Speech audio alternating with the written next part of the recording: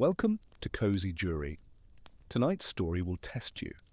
It's messy, it's complicated, and by the end, you will decide who's right and who's wrong. But before we begin, if you value what we're building here, hit like. Subscribe if you want more of this, but only if this is your kind of content. I'd rather earn it than beg for it. Drop a comment. Where are you right now and what time is it? I love knowing who's out there deliberating with us. Now get comfortable. You're not just listening. You're the jury. The fire's burning. The case is open. Let's begin. Josefa Tonantzin found the messages at 11:47 on Christmas Eve. Her phone glowed blue in the dark kitchen. She shouldn't have been looking. The dining room table behind her was set for 4, candles unlit, her grandmother's china gleaming under plastic wrap. Steam still rose from covered dishes. Turkey with cranberry glaze. Homemade tamales. Sweet potato casserole with the marshmallow topping Diana used to fight over with her brothers. The house smelled like cinnamon and roasted garlic and something else, something Josefa couldn't name, but that felt like hope turning sour in the air. Her hands trembled as she scrolled. The parallel chat was called Sibs Only, and she'd found it by accident, clicking the wrong notification while trying to see if anyone had responded to her last message in the family group. Teodoro had created it, her eldest son, the one who promised at his father's funeral that he'd never let her be alone. The messages stretched back weeks, months maybe. She couldn't tell through the blur forming in her eyes. "Mum's going overboard again," Rodolfo had written on December 18th. "Full Christmas Eve production. She sent me a menu. Diana's response came with a crying, laughing emoji. "I told Miguel we're doing his parents this year. Can't deal with the guilt trip if we bail." "Just go for an hour," Teodoro had typed. "She'll survive. She always does." The phone felt hot in Josefa's palm. She set it face down on the counter, but her reflection in the kitchen window showed her picking it back up almost immediately. There were more messages. So many more. Her children, the 3 people she'd built her entire life around, talking about her like she was a burden, like her love was something to be endured rather than treasured. Like the elaborate Christmas Eve dinner she'd spent 3 days preparing was a manipulation tactic instead of what it actually was, a desperate attempt to hold together a family that was slipping through her fingers like sand. She read one more message before her vision went completely blurry. It was from Diana, sent just 2 hours ago. "Honestly, I'm dreading it. The way she looks at us when we leave. Like we're abandoning her. It's too much." Josefa's breath caught. The kitchen clock ticked too loud. Somewhere in the house, the furnace kicked on with a mechanical groan. She looked at the dining table again, at the 4-place settings she'd arranged with such care. Raphael's chair at the head of the table was empty, had been empty for 6 years now, but she'd set his place anyway. A small act of remembrance. She wondered if her children would even notice. The thing about discovering a betrayal like this is that your brain doesn't process it all at once. It comes in waves. First, there's the shock, the simple impossibility of what you're seeing. Your children wouldn't talk about you this way. They love you. They're just busy. Then comes the denial, the frantic search for alternative explanations. Maybe they're joking. Maybe this is taken out of context. Maybe you're misunderstanding. But Josefa read the messages again, and there was no misunderstanding possible. The words were clear, clinical even. She was a problem to be managed, an obligation to be minimized. The third wave was the worst. That's when the memories started reshuffling themselves. Every recent interaction with her kids suddenly looked different, like seeing a familiar photograph from a new angle and realizing the smiles were forced all along. Teodoro's last visit, 3 weeks ago, when he'd checked his phone every 5 minutes and left after 40 minutes, claiming work emergency. That wasn't bad luck with timing. He was counting down the minutes until he could escape. Rodolfo missing her birthday dinner in September, blaming traffic from Austin, then posting photos at a Longhorns game that same night. That wasn't a mix-up with dates. He'd chosen a football game over her.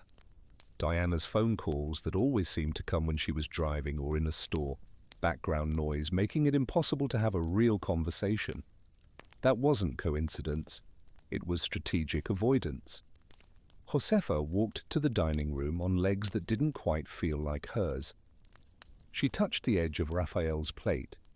White porcelain with delicate blue flowers, part of the set they'd received as a wedding gift 40 years ago, back when family meant something solid, something you could count on. Raphael used to sit right here and tell stories that made the kids laugh so hard milk came out Diana's nose. He'd carved the turkey with exaggerated precision, making a whole production of giving each child their favorite piece. Dark meat for Teodoro, a wing for Rodolfo because he liked to hold it like a drumstick, white meat for Diana, carefully sliced. What would Raphael think if he could see this? His sons too busy for their mother? His daughter dreading time in her childhood home? The family he'd worked himself nearly to death to provide for, scattered and indifferent. Josefa's throat tightened. She'd promised him, sitting beside his hospital bed in those final days, that she'd keep everyone together. "They need you," he'd whispered, his voice already fading. "Don't let them drift." She'd failed, somehow, despite everything she'd done, all the sacrifices and compromises and endless patience. She'd failed.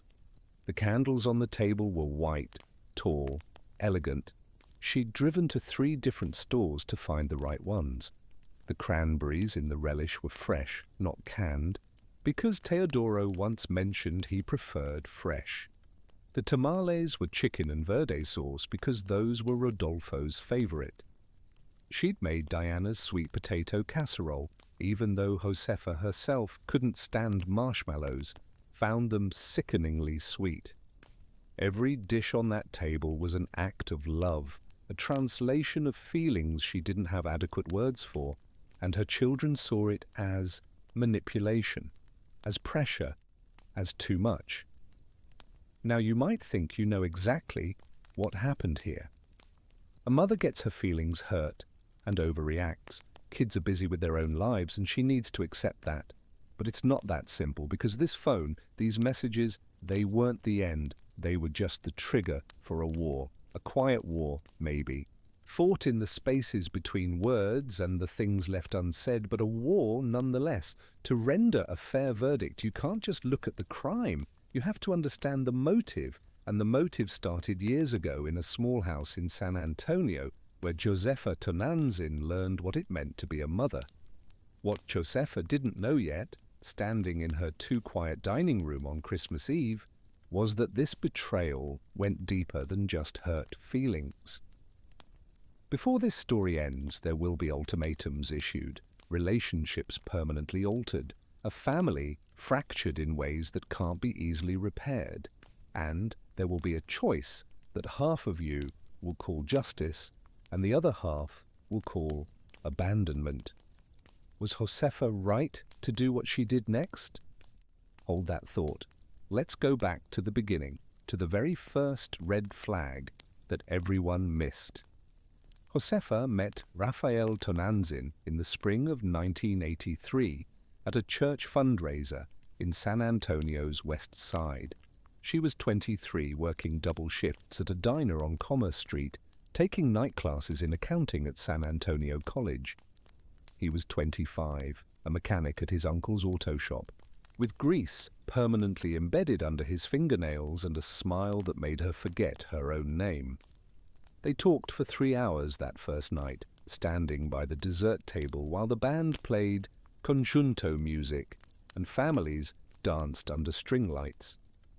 He told her about his dream of opening his own shop someday.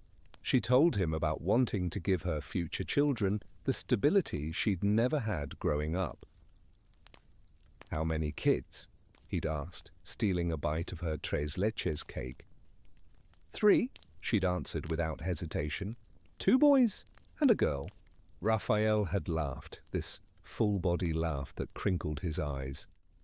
"You've got it all planned out." "Someone has to," she'd said, and something in her tone made him stop laughing, made him look at her differently, like he was seeing past the pretty dress and careful makeup to something more essential underneath. They were married 6 months later in that same church. Small ceremony, mostly family, but Josefa remembered every detail. The way Raphael's hands shook when he put the ring on her finger. The way her mother cried in the front pew, happy tears for once instead of the bitter ones Josefa had grown up watching. The way Raphael whispered "Te amo" against her ear during their first dance, and how she'd believed with her whole heart that love like that could survive anything. The early years were golden in the way that young love always seems golden in hindsight, probably more difficult than memory admits, but genuinely happy nonetheless. They rented a tiny apartment near Guadalupe Street, so small you could stand in the kitchen and touch both walls if you stretched your arms out. Raphael worked long hours at the shop. Josefa kept working at the diner even after getting her accounting certificate, saving every penny she could. They ate dinner at 11 p.m. most nights, reheated leftovers or tacos from the food truck on the corner, sitting on their second-hand couch and planning the future in breathless detail. Teodoro came first in 1985. Josefa's water broke while she was balancing the diner's books after closing, and Raphael drove like a maniac to Baptist Hospital, running 2 red lights and nearly rear-ending a police car. 9 hours of labor. Raphael held her hand the entire time, let her squeeze until his fingers turned purple. When the nurse finally placed Teodoro in her arms, this tiny wrinkled thing with a full head of black hair, Josefa experienced a sensation she'd never felt before and couldn't adequately describe. Like her heart had been physically removed from her chest and was now living outside her body, vulnerable and precious and terrifying. "He looks like you," Raphael had said, touching Teodoro's impossibly small hand. "He has your eyes," Josefa countered, though the baby's eyes were still that newborn blue that reveals nothing. They'd both been right, as it turned out. Teodoro grew into a perfect blend of them both, Raphael's serious expression, Josefa's careful nature. As a toddler, he'd line up his toy cars in precise rows, organizing them by color and size, refusing to go to bed until everything was perfectly arranged. Josefa recognized herself in that need for order, that belief that if you could just control your environment enough, nothing bad could touch you. Rodolfo arrived 2 years later, completely different from the start.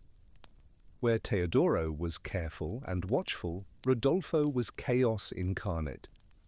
He walked at 9 months and immediately started climbing everything: the bookshelf, the refrigerator, the neighbor's fence.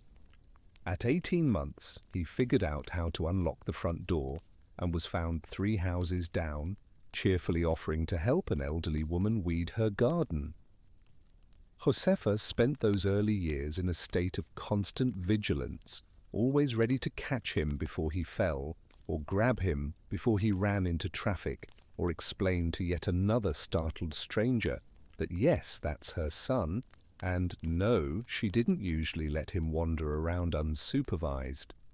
"He's got your spirit," Raphael would say whenever Rodolfo's latest adventure resulted in scraped knees or a talking to from a patient neighbor. "My spirit was never this exhausting," Josefa would reply, but she'd be smiling when she said it, grateful for Rodolfo's energy, even when it wore her down to nothing. Diana was born when Josefa was 30, A surprise pregnancy that came just when they decided 2 kids were plenty. Josefa cried when she saw the positive test, not sad tears but overwhelmed ones, wondering how they'd possibly manage 3 children on Raphael's mechanic salary and her part-time accounting work. But Diana turned out to be the easiest of the 3, a peaceful baby who slept through the night at 6 weeks and rarely cried. She was also the one who looked most like Raphael, with his wide-set eyes and easy smile, and maybe that's why she became his favorite, though he'd never have admitted to having favorites. Those years in the small house on Brazos Street were cramped and chaotic and beautiful. Josefa would wake at 5 to pack lunches and get the kids ready for school. Work a full day doing bookkeeping for a small construction company downtown. Pick up the kids from her mother's house. Make dinner. Help with homework. Get everyone bathed and into bed by 8. Clean the kitchen. Do laundry. Fall asleep sitting up on the couch with a basket of unfolded clothes in her lap. Raphael would find her there and carry her to bed, and she'd wake up the next morning and do it all again. But she was happy. Bone-tired and constantly stressed about money, and touched out from small hands grabbing at her all day, but genuinely happy. Because she had what she'd always wanted. A family, a real family, not like the fractured, bitter household she'd grown up in. Her children would never wonder if they were loved. They'd never go to bed hungry. They'd never hear their parents screaming at each other through thin walls. Her children would have better. The first hint of trouble came so gradually that Josefa didn't recognize it as trouble at first. Teodoro was 12, deeply invested in making the honor roll and joining every academic club his middle school offered. Rodolfo was 10, already talking about starting businesses, selling handmade friendship bracelets to classmates, and calculating his profit margins in a notebook. Diana was 7, still young enough to want to help Josefa cook dinner and set the table. Raphael had finally achieved his dream. He'd saved enough to open his own shop, Tonantzin Auto Repair, in a small space off South Flores. The business struggled at first, as new businesses do, and the financial pressure was intense. Josefa picked up more bookkeeping clients, working late into the night after the kids were asleep. Raphael worked 7 days a week, coming home long after dinner, smelling like motor oil and exhaustion. The family dinners became less frequent. Everyone was busy. Legitimate busy, not the performative busy of people avoiding each other. Teodoro had debate practice, Rodolfo had soccer, Diana had dance classes, Raphael was at the shop. Josefa was juggling 3 different companies' books plus her own household. They'd pass each other in the hallway, ships in the night, leaving notes on the refrigerator about who needed to be where and when. "We need to make time for Sunday dinners," Josefa announced one Saturday morning. "All of us, together, no matter what." Raphael had looked up from his coffee, already dressed for the shop, car keys in hand. "Sundays are our busiest day, mi amor. You know that." "Then Saturday nights," Josefa insisted, "after you close. We'll eat late, I don't care. But we're having dinner together as a family once a week. We're losing each other." She'd meant it as a dramatic statement, the kind of exaggeration you use to emphasize a point. But looking back now, standing in her kitchen on Christmas Eve, reading her children's dismissive messages, Josefa realized it hadn't been an exaggeration at all. They had been losing each other slowly, one missed dinner and rescheduled conversation at a time, and she'd been the only one trying to stop it. Raphael had agreed to Saturday dinners, though his expression suggested he thought she was overreacting. The kids complained, Teodoro especially, who felt that dedicating 3 hours to family dinner every week was excessive. "We see each other every day," he'd argued. "We live in the same house." "Passing in the hallway isn't the same thing," Josefa had replied, and she'd instituted the Saturday dinner rule with the kind of firm resolve usually reserved for much more serious parental boundaries. Those Saturday dinners became sacred to Josefa. She'd spend Friday evenings planning the menu, making sure to include everyone's favorites. She'd set the table with care, real napkins instead of paper towels, candles when she could afford them. The rule was simple: everyone present, phones off, no leaving, until the meal was finished and the table was cleared together. For a while it worked. Teodoro would complain about some injustice at school, and Raphael would offer advice in that calm, measured way of his. Rodolfo would pitch his latest business idea, increasingly elaborate schemes that usually involved the whole family investing their time or money into ventures that stood no chance of success. Diana would talk about her dance recitals, demonstrating new moves between courses, nearly knocking over the water pitcher on more than one occasion. Those dinners were the glue. Josefa understood that instinctively, even if she couldn't have articulated why. Something happened when you sat down together and shared food and conversation without the interference of screens or schedules or the outside world pressing in. You remembered you were a unit, a team. You told stories and made jokes and occasionally argued about something that mattered. Really argued with passion and conviction because you were safe enough with each other to disagree. But there were small moments during those dinners, tiny fractures Josefa noticed, but told herself didn't mean anything. Teodoro checking his phone under the table, even though phones were supposed to be off. Rodolfo arriving late, more and more frequently, claiming he'd lost track of time. Diana increasingly distracted, picking at her food, eager to be excused. And Raphael gradually, slowly, becoming quieter at the head of the table. Looking back now, Josefa wondered if that was the moment she should have addressed it. Not the big confrontation later, not the dramatic revelation on Christmas Eve, but those small Saturday night defections, the incremental withdrawal of attention and presence and care. Maybe if she'd called it out then, named it for what it was, instead of pretending everything was fine, things would have turned out differently. Or maybe it was already too late. Raphael got sick in 2017.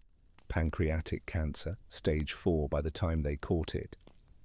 6 months from diagnosis to death. 6 months of hospitals and treatments that left him hollow-eyed and fragile. Josefa took a leave of absence from her bookkeeping work to care for him full-time. The kids came home when they could. Teodoro from Dallas, where he'd moved for a corporate job. Rodolfo from Austin, where he was attempting to launch a tech startup. Diana from Houston, where she worked in marketing for an energy company. They came home, but not as often as Josefa would have liked. Not as often as she thought they should, given that their father was dying. Teodoro made it back twice during those 6 months. Rodolfo came 3 times, but 2 of those visits were less than 24 hours. Diana managed 4 visits, the most of any of them, but each time she seemed anxious to leave, checking her phone constantly, talking about meetings she was missing and projects piling up. Josefa tried not to judge them. They had lives, careers, their own responsibilities. But watching Raphael deteriorate while his children remained largely absent felt like a second death, a preview of her own future. Is this what happens? You spend your whole life building a family, sacrificing and compromising and loving with everything you have, and then when you need them most, they're too busy? Raphael's last words to her were about the kids.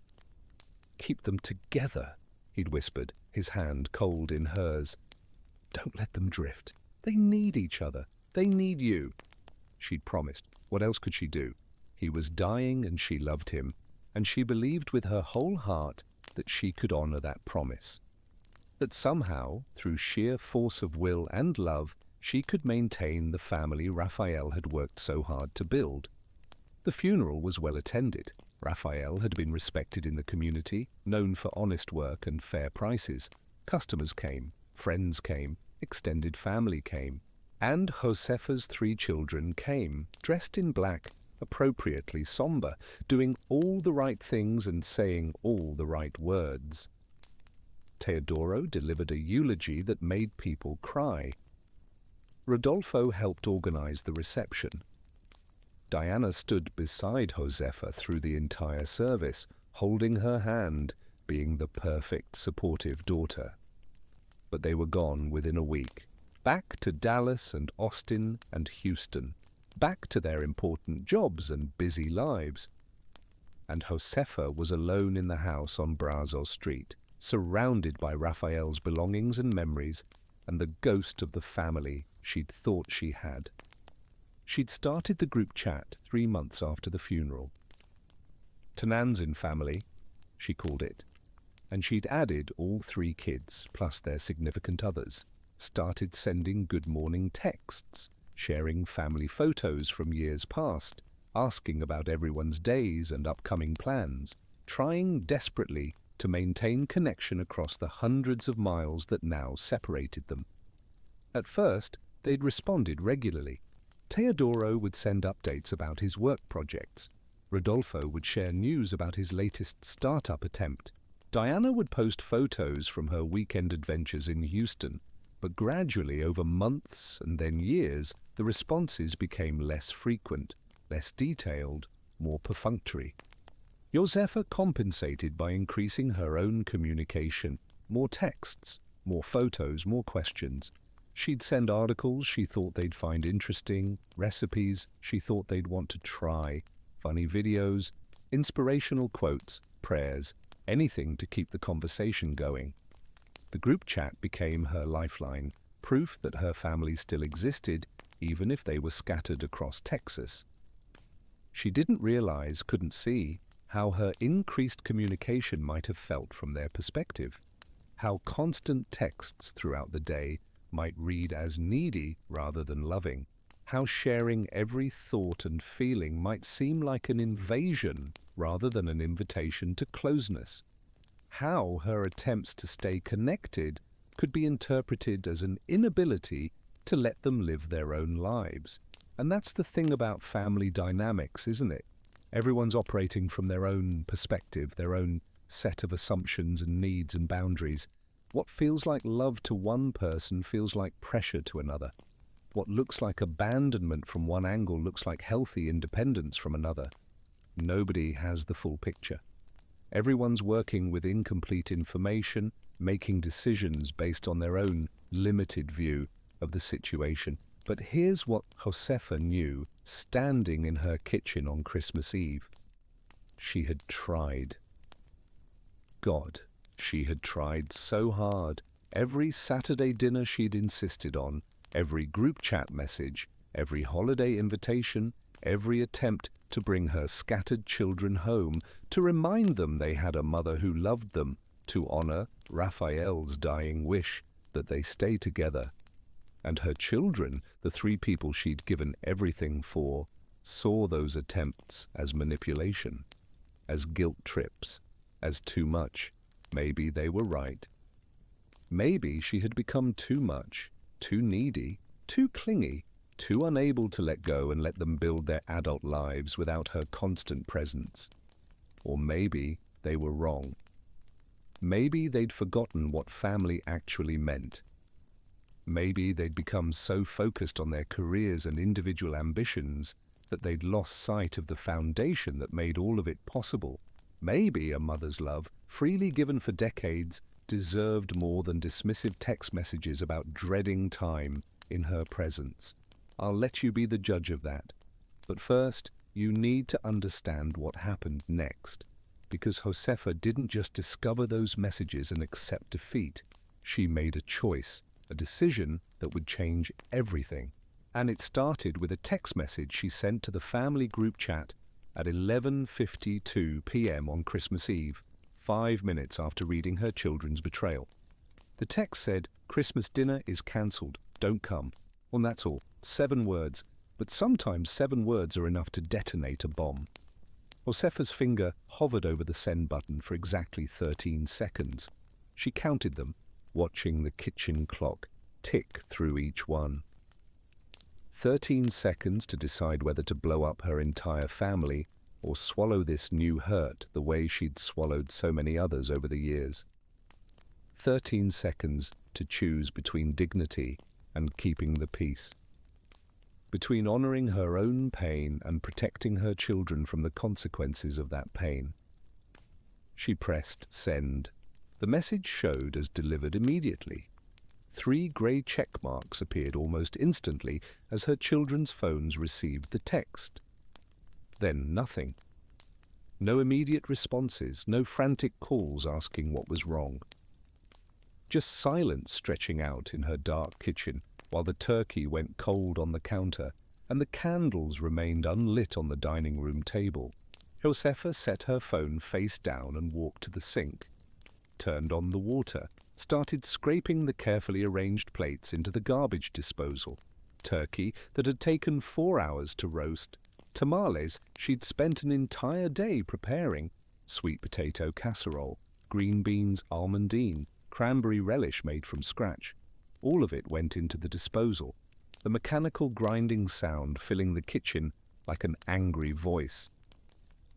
She worked methodically, muscle memory from decades of cleaning up after family dinners, except this time there had been no family and no dinner, and she was destroying food instead of storing leftovers in carefully labeled containers.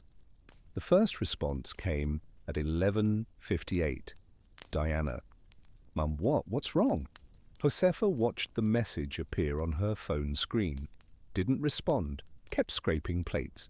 The disposal whined as it struggled to process the turkey bones. Teodoro's message arrived 30 seconds later. Is everything okay? Are you okay? Still, Josefa didn't respond.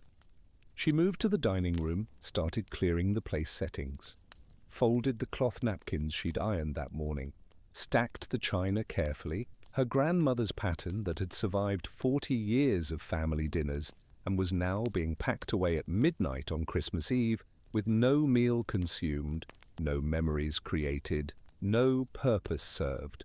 Rodolfo. Mom, seriously, what's going on? Diana, is this about us not confirming? I'm sorry, it's been crazy at work. Teodoro, I'm calling you. The phone rang.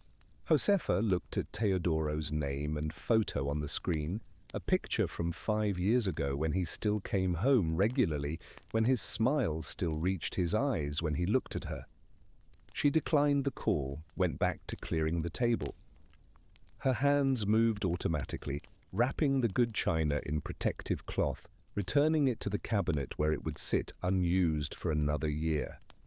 Maybe longer, maybe forever. Each plate felt heavier than it should, weighted with symbolism she didn't want to examine too closely.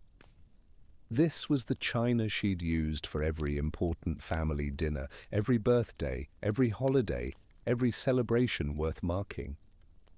And now she was putting it away at midnight on Christmas Eve, alone, while her children sent confused text messages from their separate cities and separate lives. Another call from Teodoro. Declined. Diana. Mom, you're scaring us. Rodolfo. What happened? Teodoro. I'm getting in the car. I'll be there in 3 hours. That one made Josefa pause. She stared at the message, trying to calculate whether Teodoro genuinely meant it or whether this was another empty gesture, another promise that would evaporate in the morning light when the inconvenience became real. 3 hours from Dallas to San Antonio. It was nearly midnight. He'd arrive at 3 in the morning. Did he actually care enough to make that drive, or was this just panic at his mother's uncharacteristic behavior? She typed a response, her first communication since the bomb. Don't bother, I mean it. Don't come. Sent. The 3 dots appeared immediately, indicating Teodoro was typing. They disappeared, appeared again, disappeared. Whatever he was trying to say, he couldn't find the words. Good, let him struggle. Let him feel even a fraction of the confusion and hurt she'd felt reading those messages in the Sibs-only chat. Josefa finished clearing the table and moved to the living room. The Christmas tree stood in the corner, 7 feet tall, decorated with ornaments collected over 40 years. Each one had a story. The ceramic angel Teodoro made in 3rd grade art class, lopsided and painted with more enthusiasm than skill. The glittery snowflake Rodolfo created from popsicle sticks and declared his masterpiece at age 5. The delicate glass bird Diana bought with her own allowance money at age 8, carefully selected because it looks like it's singing, Mum, and you love singing. She'd hung those ornaments 2 weeks ago playing Christmas music, imagining the kids' reactions when they saw the tree. Imagining them pointing out their childhood creations and laughing about the memories attached to each one.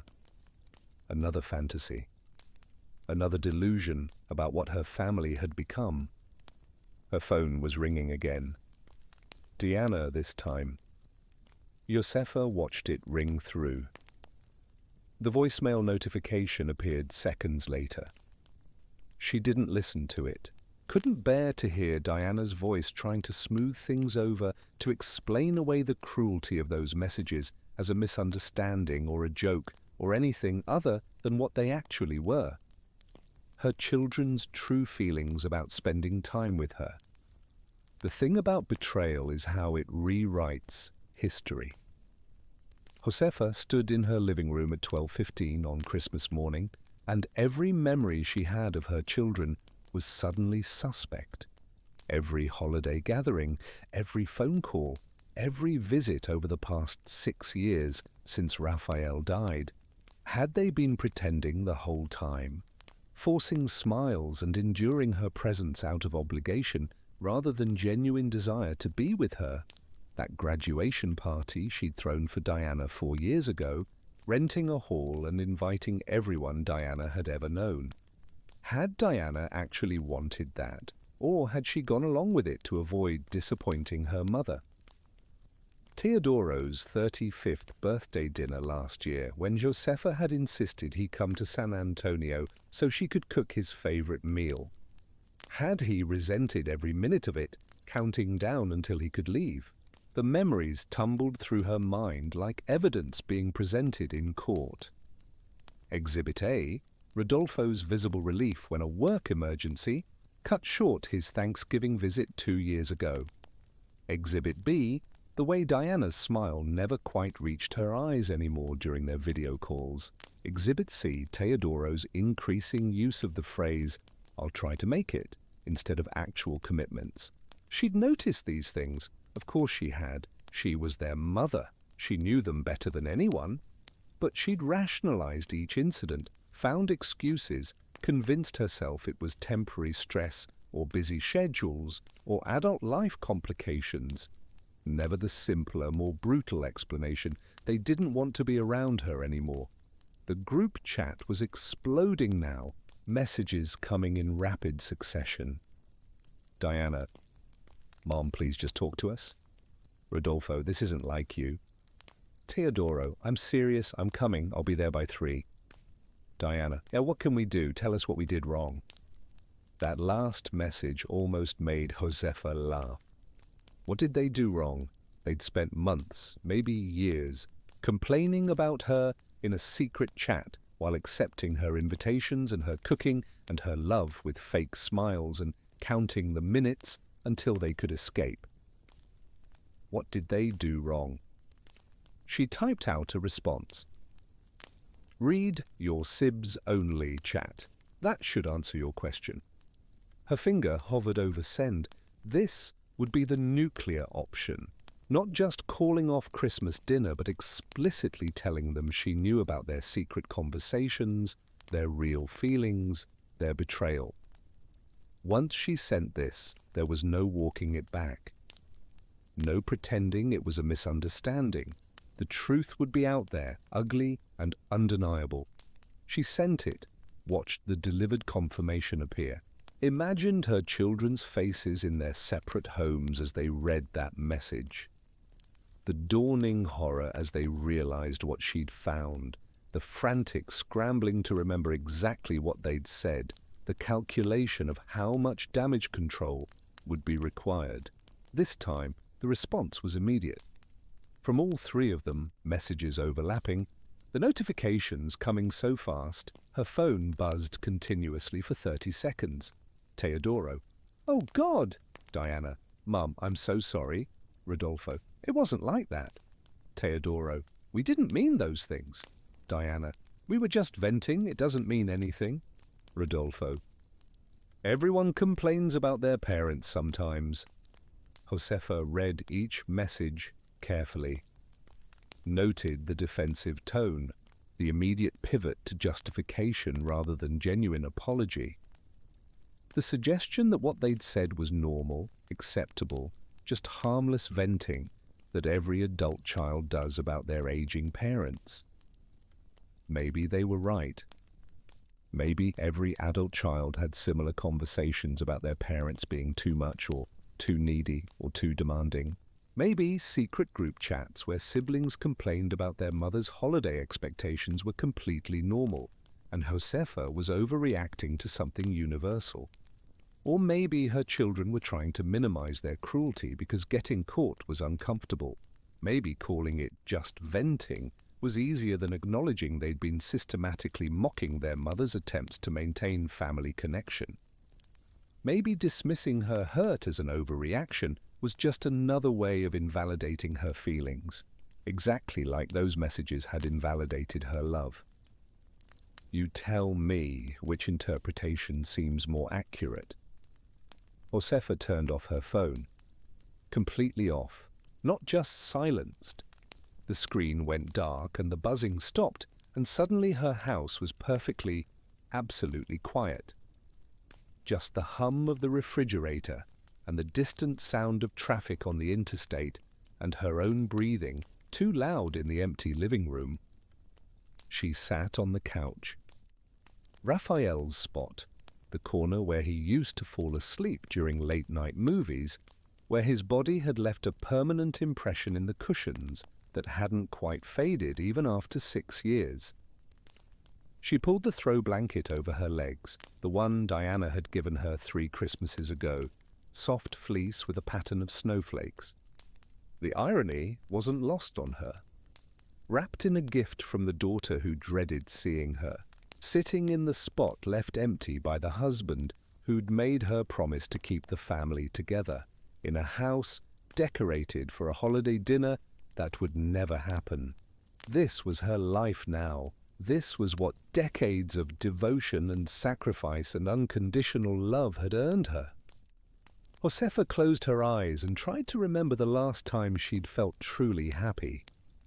Not content, not satisfied with completing tasks or fulfilling obligations, actually happy, the kind of bone-deep joy that made you grateful to be alive. She had to go back years, before Raphael got sick, before the kids moved away, back to a Saturday dinner when everyone was present and laughing, some joke that Rodolfo had told that had the whole table in tears, Raphael laughing so hard he couldn't breathe, Teodoro trying to maintain his serious demeanor and failing, Diana literally falling out of her chair. When was that? 2012? 2013? Over a decade ago. More than a decade since her family had genuinely enjoyed being together without anyone checking phones or making excuses to leave early or counting down the minutes until obligation was fulfilled. She'd been living on memories for years, she realized, trying to recreate something that had already died, possibly long before Raphael's actual death. The family she remembered, the close-knit unit that ate Saturday dinners together and supported each other and genuinely liked spending time together, that family existed only in her mind. Her children had moved on, built their own lives, developed their own priorities. And somewhere along the way, she'd stopped being a person they wanted to be around and become an obligation they resented. The question was why? What had she done to deserve this?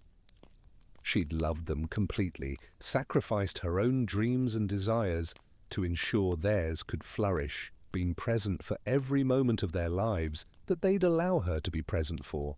She'd cooked their favorite meals and remembered their preferences and supported their choices even when she disagreed with them. She'd been, by every metric she could think of, a good mother. But maybe that was the problem.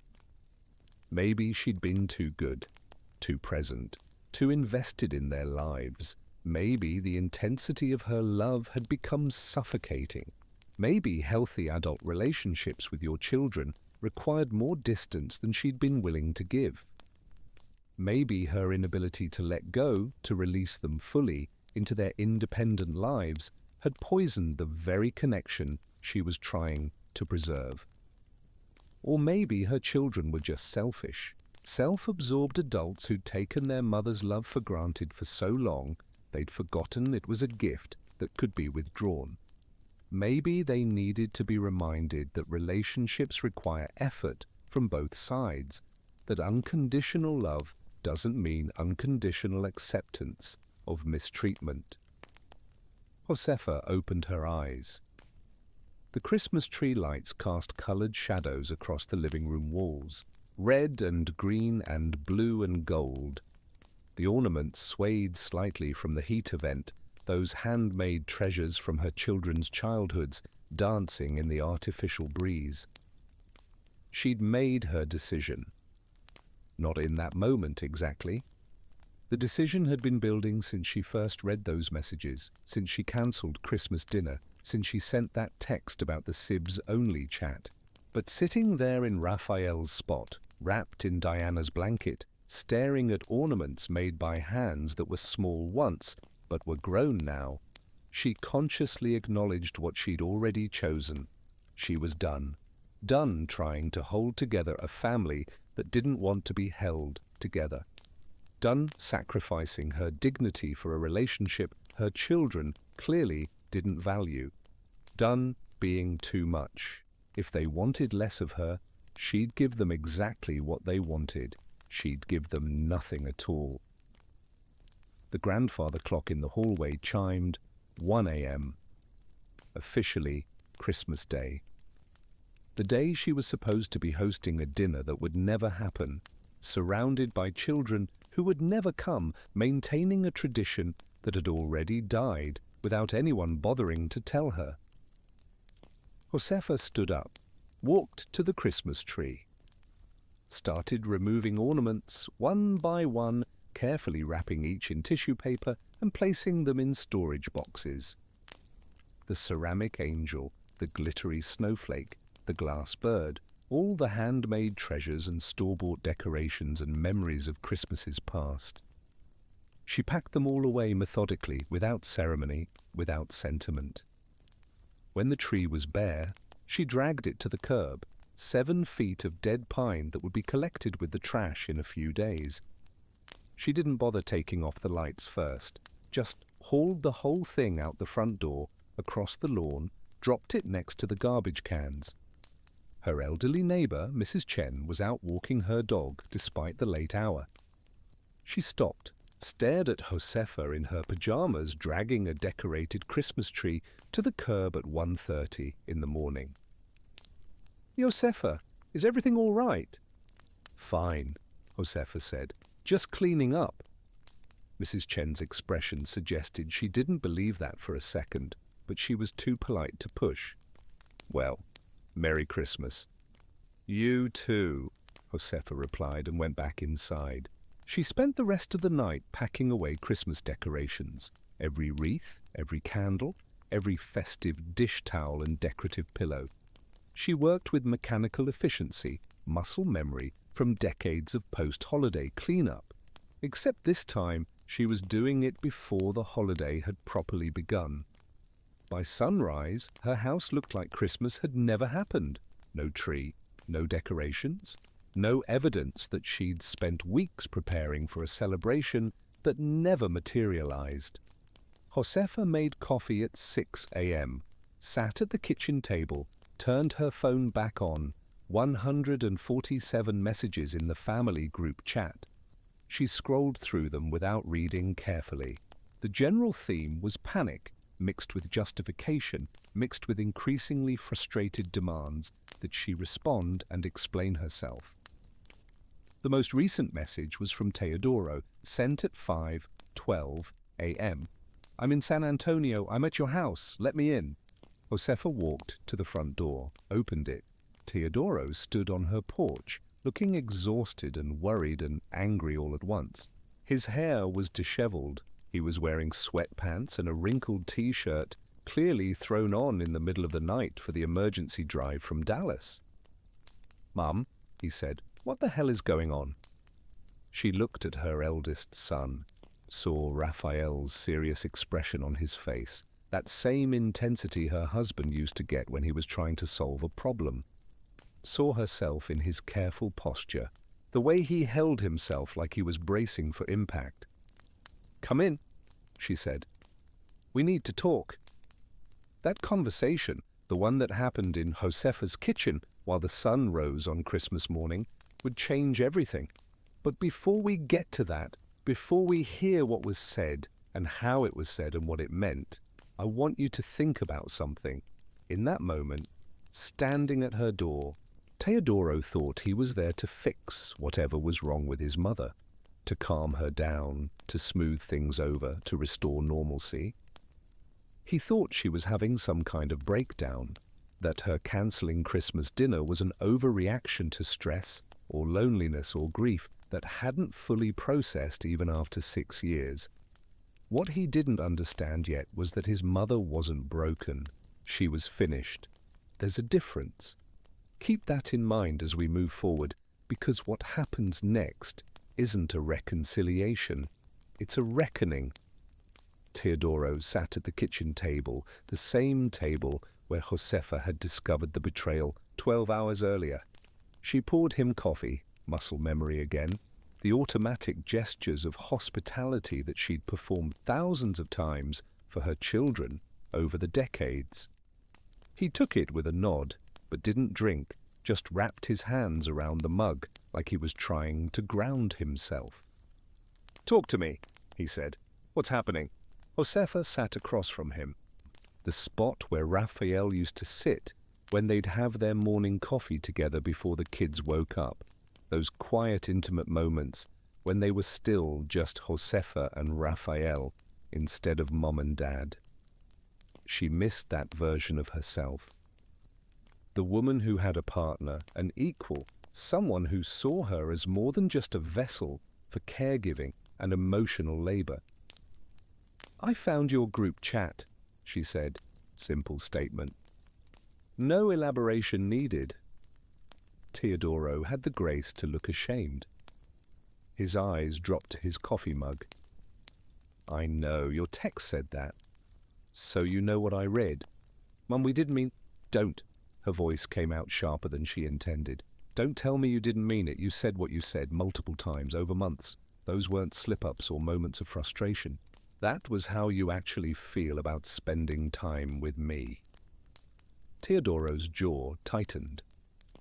Josefa recognized that expression too. That was his Raphael face, the one he made when he was trying to control his temper, trying to be diplomatic instead of saying what he really thought. She'd seen Raphael make that exact face 100 times during arguments with difficult customers or frustrating family members. "We were venting," Teodoro said finally. "Everyone vents about their parents. It doesn't mean we don't love you. Venting is saying my mum's driving me crazy." What I read was systematic mockery of my attempts to maintain any kind of family connection. That's not fair, isn't it? Josefa leaned forward. "Diana said she's dreading seeing me. Rodolfo called my Christmas dinner an overboard production. You said I'll survive, I always do, as if my feelings don't matter as long as I'm still technically alive." Teodoro opened his mouth, closed it, tried again. Mum, you have to understand, you're a lot sometimes." There it was, the truth under all the justifications and explanations. She was too much, too needy, too demanding, too invested in maintaining relationships that her children had already mentally exited. "I'm a lot," Josefa repeated slowly. "I'm a lot because I want to see my children more than twice a year. I'm a lot because I send text messages asking about your lives. I'm a lot because I try to arrange family dinners where we actually spend time together." "Yes." The word burst out of Teodoro with frustration he'd clearly been holding back. "Yes, Mom, okay? The constant texting, the guilt trips when we can't come visit, the way you make everything about family obligation. It's exhausting. We have our own lives, our own responsibilities. And you act like we're betraying you every time we prioritize something else." Josefa felt something crack inside her chest. Not her heart, exactly. More like the armor she'd built around her heart, the protective layer of denial and rationalization that had let her keep believing her children still loved her the way she loved them. "So I should want less from you," she said, quietly. "I should stop trying to maintain any kind of connection and just... what? Wait for you to remember I exist?" "That's not what I'm saying." "And what are you saying, Teodoro? Explain it to me. Because from where I'm sitting, it sounds like you're asking me to stop being your mother." "I'm asking you to stop making your entire existence about being our mother." His voice rose, frustration bleeding into anger. "You have no life outside of us, no hobbies, no friends your own age, no interests beyond obsessing over whether we're texting you back fast enough or visiting often enough. It's suffocating, Mum. We can't breathe." The words hung in the air between them. Josefa stared at her eldest son, this man she'd carried in her body, nursed at her breast, raised with every ounce of love and energy she possessed. This was what he thought of her. This was how he saw her sacrifice and devotion. As suffocation. "You want to know why I have no life outside of you?" Her voice was deadly calm. "Because I spent 30 years making sure you had everything you needed. Your father worked himself to death building a business so you three could have opportunities we never had. I worked full-time while raising you, managing the household, being present for every school event and sports game and emotional crisis. I didn't have time for hobbies or friends. I was busy building a family." "And now that family's grown," Teodoro shot back, "we're adults. We don't need you hovering over us anymore." "I'm not hovering. I'm trying to maintain a relationship." "No, you're trying to keep us as children, frozen in time. Still dependent on you, still needing you to organize our lives and tell us what to do and guilt us into showing up for mandatory family bonding time." Josefa stood up. She needed space, needed air, needed to not be sitting across from her son while he dismantled the foundation of her entire existence. She walked to the sink, gripped the edge of the counter, stared out the window at the empty backyard where her children used to play. "Is this what all three of you think?" she asked. "Or just you?" Silence. Then quietly, "All of us." "But they sent you to say it, to be the spokesperson, because Rodolfo's too busy and Diana's too uncomfortable with confrontation. I volunteered to come because I thought you were having some kind of crisis. I thought something was actually wrong." Josefa turned around. "Something is wrong, Teodoro. What's wrong is that I spent 6 years trying to keep my family together after your father died. And you've all been counting down the minutes until you can escape me. What's wrong is that I believed we had a close relationship when apparently we have an obligation you resent fulfilling. It doesn't have to be this way. Then how should it be? Tell me, what kind of relationship would be acceptable to you? One where I contact you once a month, where I don't expect to see you on holidays, where I pretend I don't have children at all?" Teodoro rubbed his face with both hands, a gesture of exhaustion. He'd driven 3 hours in the middle of the night, and now he was trapped in a conversation that had no good ending. Josefa almost felt sorry for him. Almost. "I don't know, Mom. I don't have all the answers. But what we've been doing isn't working. You're miserable." "We're miserable. Something has to change." "You're absolutely right," Josefa said. "Something has to change, and since you all clearly know what's best for everyone, I am going to make it easy for you." "What does that mean?" "It means I'm done. Done trying to maintain relationships with people who don't want them. Done being too much. Done suffocating you with my existence." Teodoro looked alarmed. "Mum?" "That's not... You should go. You've said what you needed to say. I've heard you. Now leave." "I'm not leaving when you're like this." "Like what? Calm, clear-headed, finally accepting reality?" "I'm fine, Teodoro. Better than fine, actually. For the first time in 6 years, I have absolute clarity about where I stand with my children. We love you." The words should have meant something, should have softened the edges of this brutal conversation. But they rang hollow, empty syllables that contradicted everything else he'd said in the past 30 minutes. "I know you believe that," Josefa said, "but love without respect, without desire to actually spend time with someone, without any willingness to prioritize them in your life. What is that really?" "Obligation dressed up as affection?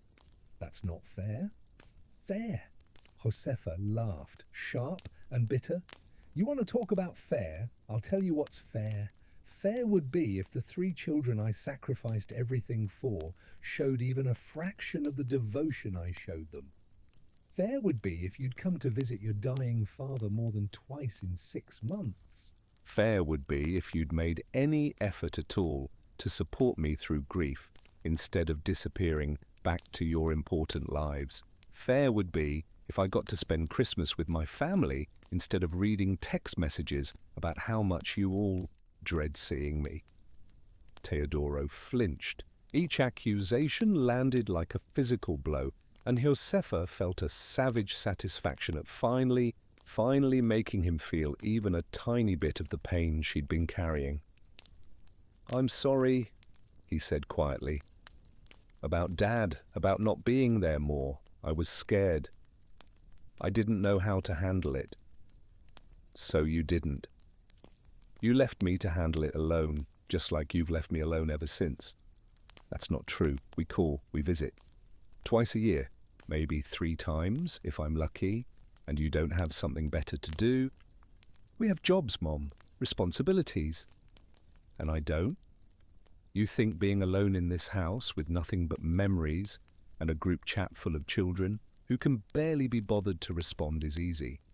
You think I don't have days where the loneliness is so crushing I can barely breathe? But I don't complain. I don't guilt-trip you. I just keep sending my cheerful good morning texts and hoping that maybe today will be the day one of you actually wants to have a real conversation with me." Teodoro was crying now.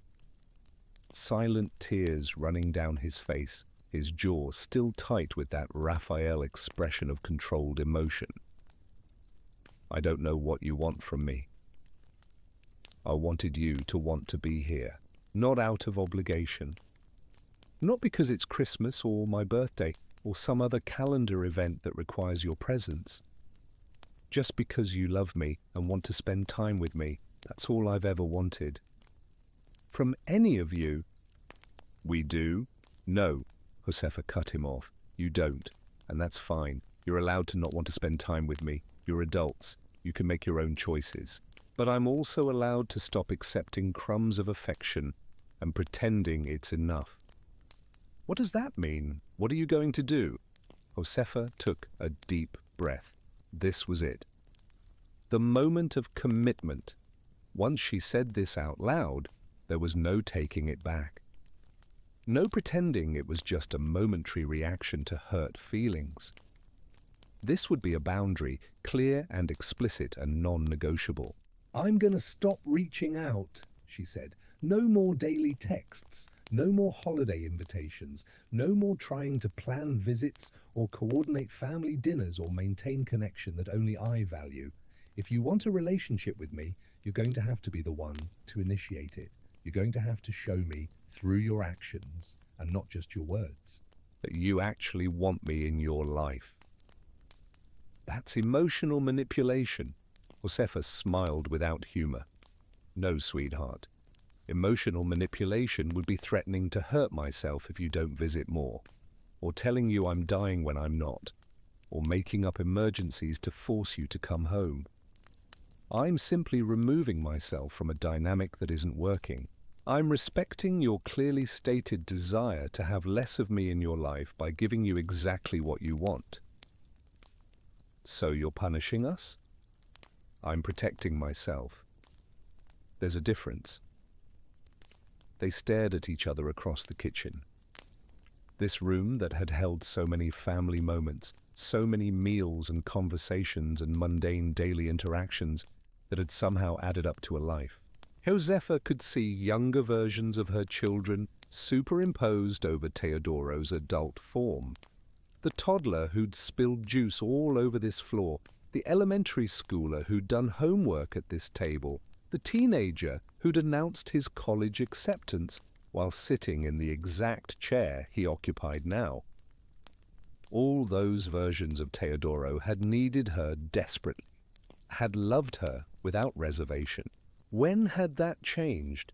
At what point had his love become contaminated with resentment, his need for her transformed into a burden he wished he could escape? You should call your brother and sister, Josefa said. Let them know what we discussed. I won't be the one to tell them. Mom, go home, Teodoro. Go back to Dallas and your job and your life that's apparently so much better without me in it. I mean that sincerely. I want you to be happy. I want all three of you to be happy. I just don't want to pretend anymore that your happiness includes me. He stood up slowly like a man much older than 35. I don't want this. Then you shouldn't have created a group chat to mock me. That's not what it was. It's exactly what it was. And now you get to live with the consequences. Congratulations. You wanted less of me. You got your wish. Teodoro walked to the front door, paused with his hand on the doorknob. I do love you. Whatever you think, whatever I said, I love you. I believe you, Josefa said.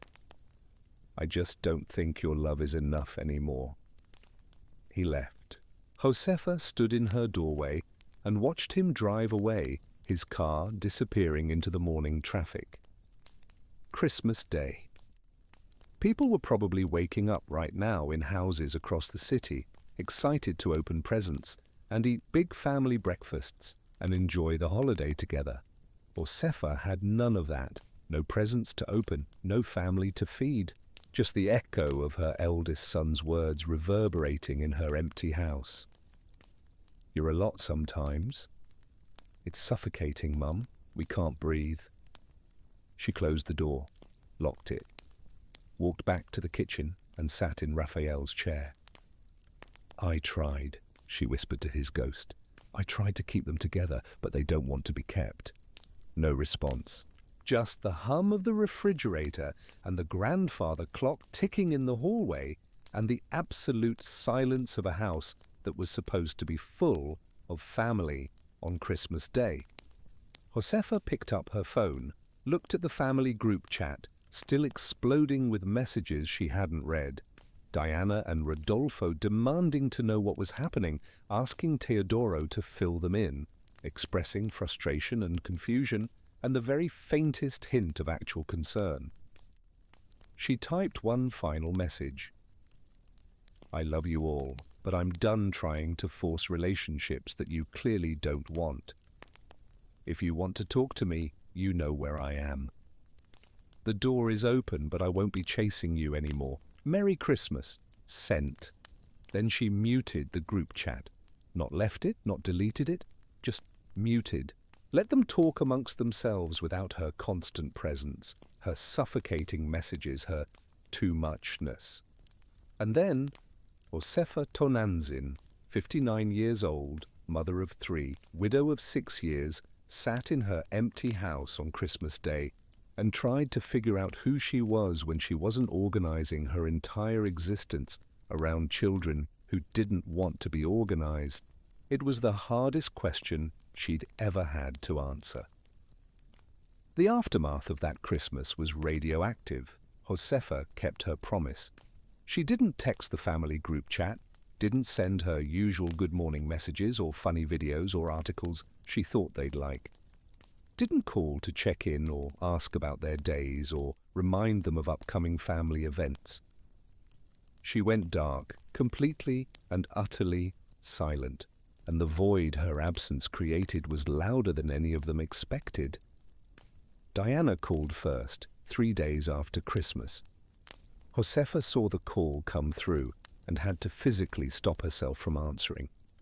Her thumb hovered over the green button, decades of maternal instinct screaming at her to pick up, to see what her daughter needed, to be available the way she'd always been available.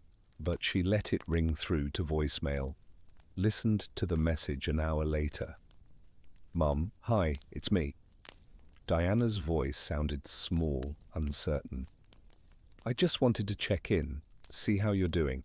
Teodoro told us about your conversation and I think there might have been some misunderstandings. Can you call me back, please? I love you." Misunderstandings, that's what they were calling it.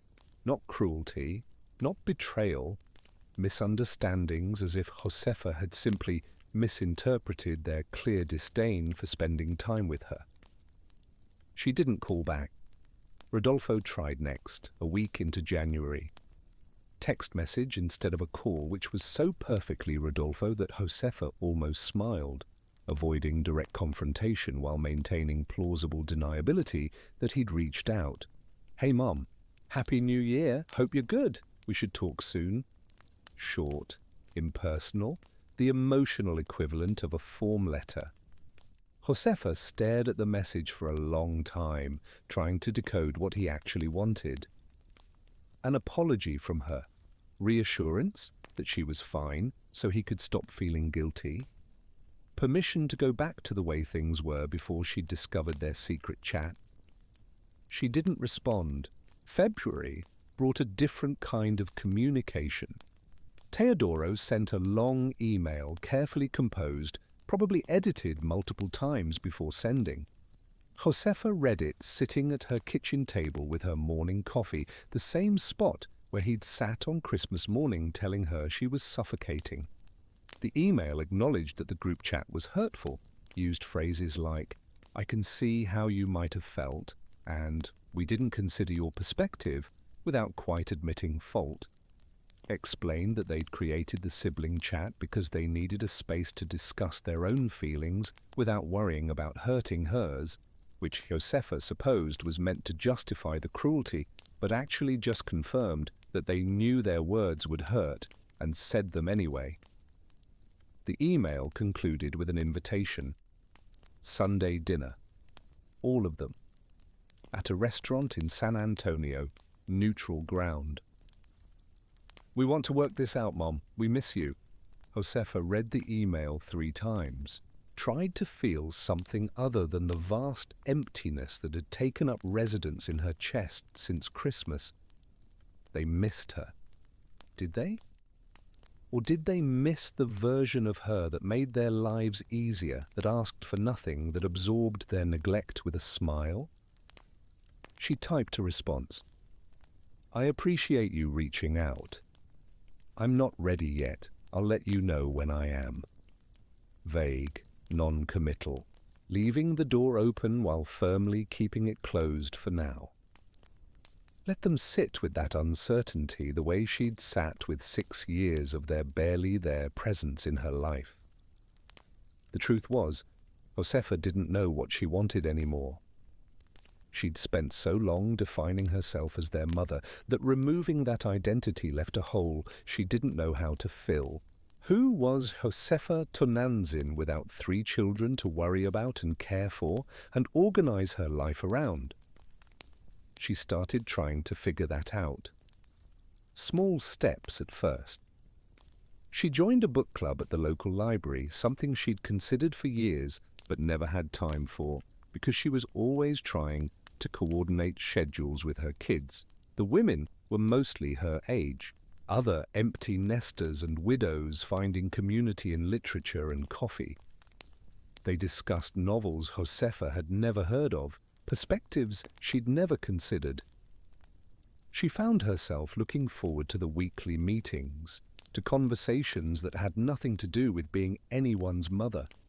She started volunteering at a food bank, physical work, sorting donations and packing boxes, surrounded by other volunteers who knew nothing about her family drama. When they asked about her life, she could simply say, "I'm retired," without elaborating. She could be just Josefa, a woman who showed up and did useful work and went home tired in a good way. She reconnected with old friends, women she'd lost touch with over the years of child-rearing and work and widowhood. Coffee dates turned into lunch dates, turned into movie nights and museum trips. She remembered she used to be a person with interests and opinions and a life beyond her children. Mrs. Chen from next door invited her to join a mahjong group. Josefa had never played but learned quickly, found herself laughing at the table in ways she hadn't laughed in years. The women were sharp and funny and completely uninterested in being anyone other than themselves. Josefa admired that, tried to absorb some of their unapologetic self-possession. The weeks passed, then months. Josefa's birthday came in March. The family group chat, which she'd kept muted, showed 3 messages, brief birthday wishes, "Happy birthday, Mom," from each of them, sent within minutes of each other like they'd coordinated via their secret chat about the minimum acceptable acknowledgement of their mother's birthday. She responded with a simple "thank you" and nothing more. Easter came and went without any attempt at family gathering.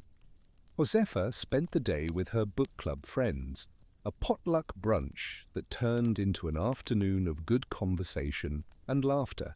She didn't cook an elaborate meal for children who wouldn't come, didn't decorate, didn't spend days preparing for a celebration that would only remind her of how broken her family had become. She felt lighter. That was the surprising part. She'd expected to feel worse, to sink into depression or bitterness or consuming loneliness. Instead, she felt like she'd put down a weight she'd been carrying for so long she'd forgotten it was heavy. The constant anxiety about whether her children were happy with her, whether she was doing enough or too much, whether they'd respond to her messages or show up when she invited them, all of that evaporated. She couldn't control their feelings or actions. She'd tried for 6 years and failed. Letting go of that futile effort was, unexpectedly, a relief. But there were hard moments too. Nights when she'd instinctively reach for her phone to text the family chat about something funny or interesting, then remember she'd stop doing that. Holidays that felt strange and empty despite her new activities and friendships. Moments when she'd see a mother and adult child laughing together in public and feel a stab of grief for what she'd lost, or maybe for what she'd never really had. She missed her children, of course she did, but she was starting to realize she missed the children they used to be, not the adults they'd become. She missed Teodoro at 12, serious and sweet, asking her opinion on everything. She missed Rodolfo at 10, full of wild energy, but always coming back to her for comfort and grounding. She missed Diana at 7, following her around the kitchen, wanting to help with everything. Those children were gone, had been gone for years, slowly replaced by adults who found her presence burdensome. Josefa was grieving people who no longer existed, while the people they'd become were strangers she wasn't sure she liked very much. By May, something unexpected happened. Diana showed up at her door. No warning, no text message announcing her arrival, just suddenly there on a Saturday afternoon. Josefa almost didn't answer the doorbell. She'd gotten used to her routine, her quiet life, the absence of family drama. Having her daughter appear unannounced felt like an invasion. But she opened the door. Diana looked thinner than the last time Josefa had seen her, more tired. Dark circles under her eyes. Her hair pulled back in a messy ponytail. She was wearing jeans and a t-shirt, casual in a way that Diana usually wasn't. Her daughter was always put together, always professionally dressed even on weekends. This version looked vulnerable. Young. "Hi, Mom," Diana said. "Diana, can I come in?" Josefa hesitated. Letting her daughter in meant having a conversation. Having a conversation meant either rehashing the past or establishing a new future. Either option felt exhausting, but she stepped aside, held the door open. Diana walked into the house and immediately noticed the changes. The living room that had been frozen in time since Raphael's death was different now. New furniture, new artwork. The photos on the walls were different too. Older ones of Raphael and the kids, as children, replaced with landscapes and abstract art. The shrine to family that Josefa had maintained was gone. "You redecorated?" Diana said. "I needed a change." They sat in the living room. Awkward distance between them on the new couch. Josefa didn't offer coffee or snacks, didn't fall into her usual hostess routine. She just waited. This was Diana's visit. Diana could explain why she'd driven 2 hours from Houston without calling first. "I've been thinking a lot about Christmas," Diana finally said. "About everything Teodoro told us, you said. About the things we said in that chat." "Okay." And I realized I'd been a terrible daughter. The admission hung in the air. Josefa wanted to contradict it, to offer the reflexive maternal comfort she'd given thousands of times over Diana's 30 years. But she didn't. Because Diana was right. She had been a terrible daughter, at least for the past several years.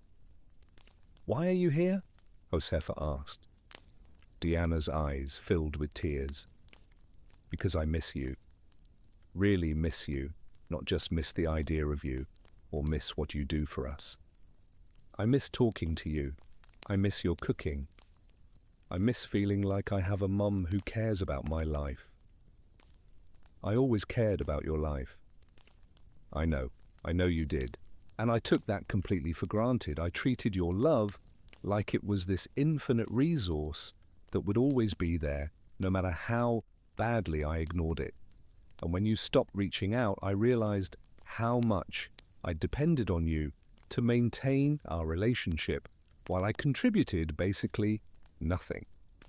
Josefa studied her daughter's face, trying to determine if this was genuine or performative, real contrition or manipulation designed to restore the status quo. She'd been manipulated before by her children, guilted into forgiving them or lowering her expectations, or accepting less than she deserved. "What do you want, Diana?" "I want to start over. Or not start over, but start being better. I want to be the kind of daughter you deserve, instead of the kind I've been." "And your brothers?" Diana looked away. "Teodoro thinks you're being unreasonable. Rodolfo thinks we should just give you space until you calm down. They don't really get it." "Do you get it?" "I think so. I mean, I'm trying to. You spent your whole life taking care of us, and we couldn't even be bothered to spend a few hours on Christmas with you without complaining about it behind your back. That's unforgivable. And you have every right to cut us off completely." "I haven't cut you off. I just stopped chasing you. It feels the same from our end. You were always there, always reaching out. And now there's just this silence. It's unsettling." It makes me realize how much you were doing that I never appreciated. Josefa felt her resolve wavering. This was what she'd wanted. Wasn't it? For one of her children to actually see her, to acknowledge what she'd been going through, to take responsibility for the hurt they'd caused. Diana was doing that. Diana was here, crying in her living room, apologizing sincerely. So why did Josefa still feel so empty? I'm glad you understand, she said carefully. But understanding isn't enough. I need to see change. Real change. Not just promises or good intentions. What does that look like? Tell me what you need. And there it was. The question Josefa had been avoiding for months because the answer terrified her. What did she need? What would actually heal the wound her children had inflicted? I need time, she said slowly. Time to figure out who I am outside of being your mother. Time to build a life that isn't centered entirely on you and your brothers. Time to know that if we rebuild our relationship, it's because we both want it and both contribute to it, not because I'm forcing it through sheer determination. Diana nodded, wiping her eyes. Okay, I can give you time, but can I visit sometimes? Can we have lunch maybe? Just the two of us? I want to know about your life, your book club and your volunteering and whatever else you're doing. I want to be part of your life, not just have you be part of mine. The offer was tempting. So tempting. Josefa missed Diana. Missed having her daughter in her life in any real way, but she was also afraid of falling back into old patterns. Afraid of letting Diana back in, only to be hurt again when the novelty wore off and Diana went back to treating her like an obligation. One lunch, Josefa said finally. Next month. You call me to arrange it. No group chat announcement. No coordinating with your brothers. Just you reaching out to me because you want to spend time with me. I can do that. And Diana, if you commit to this and then flake, if you promise to call and then don't, that's it. I won't give you another chance. I've spent too many years accepting crumbs and pretending it was enough. I deserve better. You do, Diana whispered. You deserve so much better than how we've treated you. They sat in silence for a moment. Not comfortable silence, not yet, but not hostile either. Something tentative, fragile, a possibility of connection that might or might not survive. Diana left 20 minutes later. They hugged at the door, awkward but real. Josefa watched her daughter drive away and felt something shift inside her chest. Not hope, exactly. Hope felt too dangerous, but maybe the absence of despair. A small space where something new could potentially grow. She'd see if Diana followed through. If she actually called next month, if she showed up for that lunch, if she continued making effort after the initial burst of guilt faded. Josefa wasn't holding her breath, but she was open to being surprised. As for Teodoro and Rodolfo, she still hadn't heard from them beyond those initial attempts at contact. Maybe they were waiting for her to break first, to give up this unreasonable boundary and go back to being the mother who accepted whatever scraps of attention they deigned to offer. Maybe they thought she'd eventually cave, that maternal love would overpower self-respect. They were wrong. Josefa had discovered something crucial during these months of silence. She could survive without them. She wasn't just surviving, she was building something new, a life that had value and meaning beyond her role as mother. Friendships, activities, purpose. She didn't need her children's love to be complete. She wanted it, yes, desperately, still, despite everything. But she didn't need it. That distinction was everything. The months continued to pass.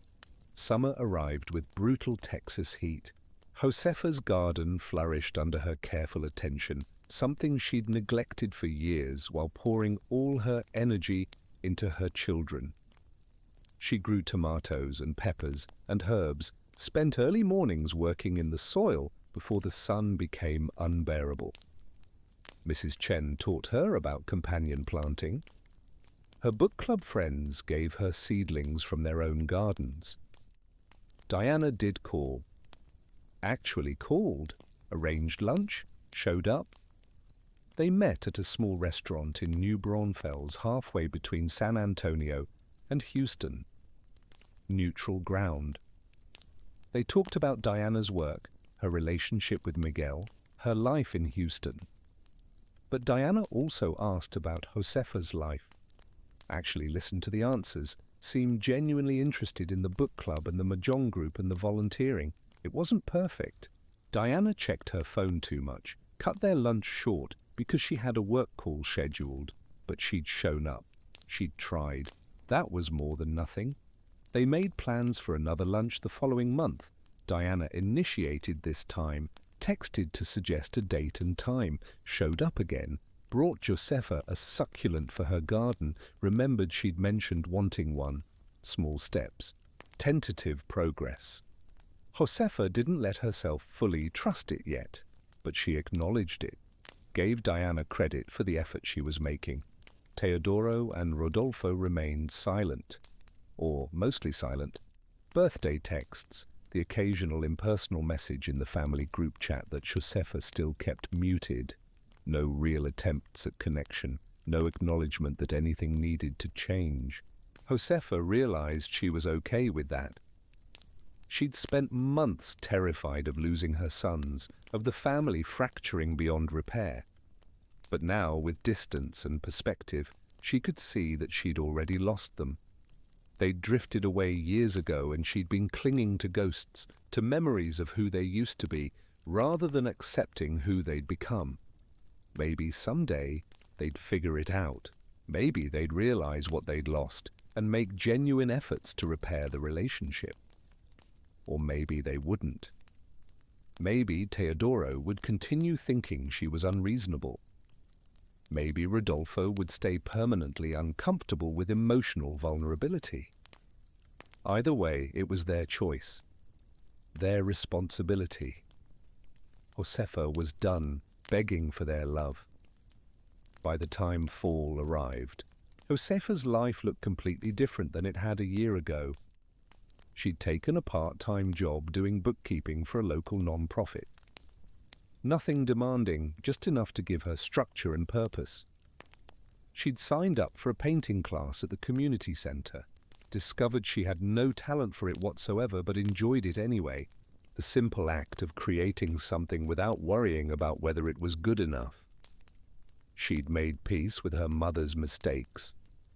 Her own mother had been cold, critical, emotionally unavailable in ways that had shaped Josefa's determination to be a different kind of parent. She'd overcorrected maybe, become too present, too giving, too willing to sacrifice herself completely for her children's happiness.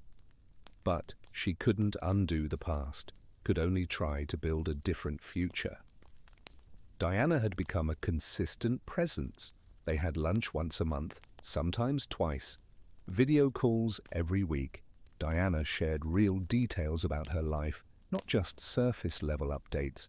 Talked about her struggles with Miguel, her frustrations at work, her fears about the future. And she asked about Josefa's life with genuine curiosity. It wasn't the relationship Josefa had always imagined having with her daughter. It was smaller, more boundaried, less all-consuming, but it was real, built on mutual effort and respect rather than obligation and guilt. And maybe that was enough. Maybe that was actually better. The question that haunted Josefa, the one she couldn't quite answer, even after almost a year of distance and reflection, was whether she'd done the right thing. Walking away from her sons, setting boundaries with Diana, refusing to maintain relationships that were one-sided. Some days it felt like justice, like finally finally standing up for herself and demanding to be treated with the dignity she deserved, like modeling self-respect for her children, even if they couldn't see it yet. Other days it felt like abandonment, like giving up on people she'd promised to love unconditionally, like failing at the one job that had defined her entire adult life, being a mother. She thought about Raphael constantly, what he would think about all this. Would he be proud of her for protecting herself, or disappointed that she couldn't keep the family together like she'd promised? She'd never know. Raphael was gone and she was here, trying to navigate a situation that had no clear right answer. Just complicated choices with complicated consequences. What Josefa did know, standing in her kitchen on a random Tuesday afternoon in September, making herself lunch and planning her evening book club meeting, was that she was okay. Not happy, maybe, not yet, but genuinely okay.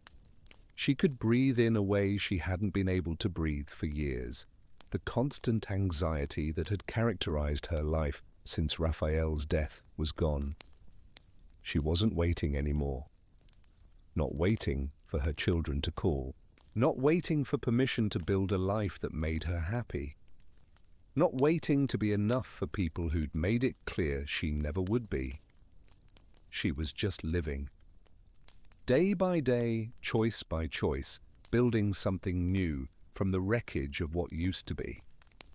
Whether that made her a good mother or a bad one, whether her children would eventually understand or would spend the rest of their lives thinking she'd overreacted, whether she'd end up alone or would manage to build something real with Diana and possibly, eventually, with her sons, all of that remained to be seen. Right now, in this moment, Josefa Tonantzin was just a 59-year-old woman making lunch in her kitchen, and for the first time in longer than she could remember, that was enough. So now you've heard the whole story, every detail, every complication, every moment of hurt and realization and tentative healing. Josefa discovered her children's secret mockery of her. She cancelled Christmas dinner. She had a brutal confrontation with Teodoro that forced him to admit they found her suffocating. She stopped reaching out, stopped trying to maintain relationships her children clearly didn't value. She built a new life. And maybe, possibly, she's building a new relationship with Diana while her sons remain distant. Now it's your turn to decide. Who's wrong here? Was Josefa too much, too needy, too unable to let her adult children have independent lives? Or were her children cruel, ungrateful, taking for granted a mother's love that should never be taken for granted? Was her decision to step back an act of self-preservation or emotional manipulation? Was she right to demand that her children show effort before she'd fully reconnect? Or should she have accepted their tepid apologies and gone back to being the always available mother, grateful for whatever attention they offered? Is Diana's gradual rebuilding of their relationship enough, or should Josefa expect more? Should she be pursuing her sons, or is she right to let them come to her?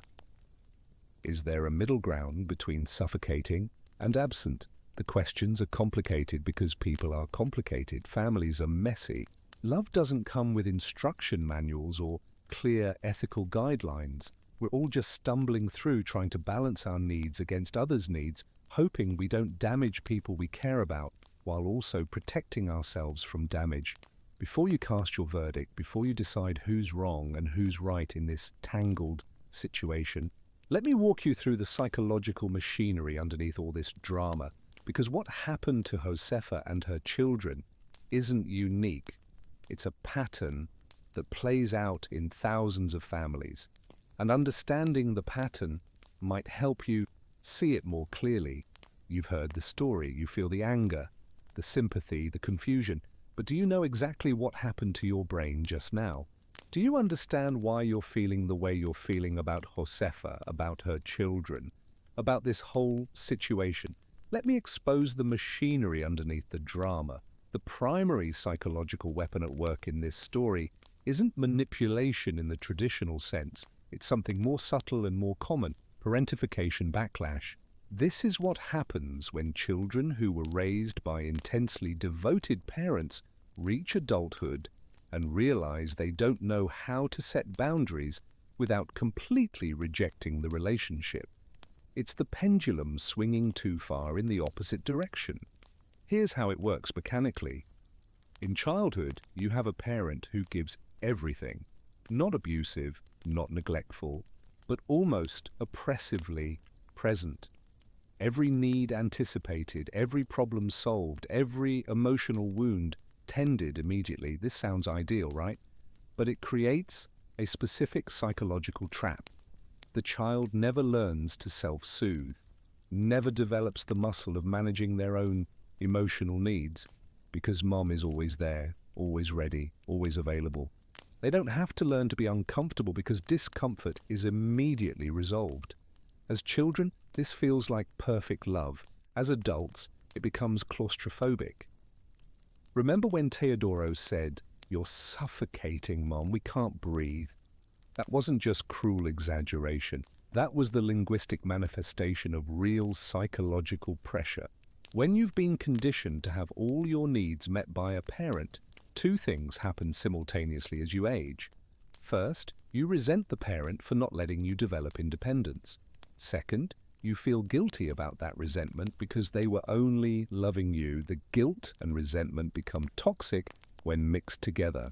They can't be expressed directly because expressing them makes you the villain. How do you tell someone who sacrificed everything for you that their sacrifice feels like a burden?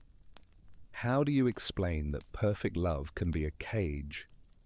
So you don't express it directly. You create distance. You avoid, you make excuses, and when your siblings are doing the same thing, you create a secret space where you can finally express the feelings you've been suppressing without seeming ungrateful. That's what the Sibs only chat was. Not malicious conspiracy. It was a pressure valve for emotions they couldn't process any other way. Now, does that excuse the cruelty of what they said? Absolutely not. But it explains it. This is the backlash part of parentification backlash. The pendulum swung so far toward enmeshment in childhood that it has to swing equally far toward rejection in adulthood for these kids to feel like they can breathe. Look at the missed clues from the beginning of the story. Go back to those Saturday dinners Josefa instituted when the kids were young. She described them as sacred. She made attendance mandatory. She set rules, everyone present, phones off, no leaving until the meal was finished and the table was cleared together. Most people reading that thought, what a good mother, prioritizing family time. But let me reframe it.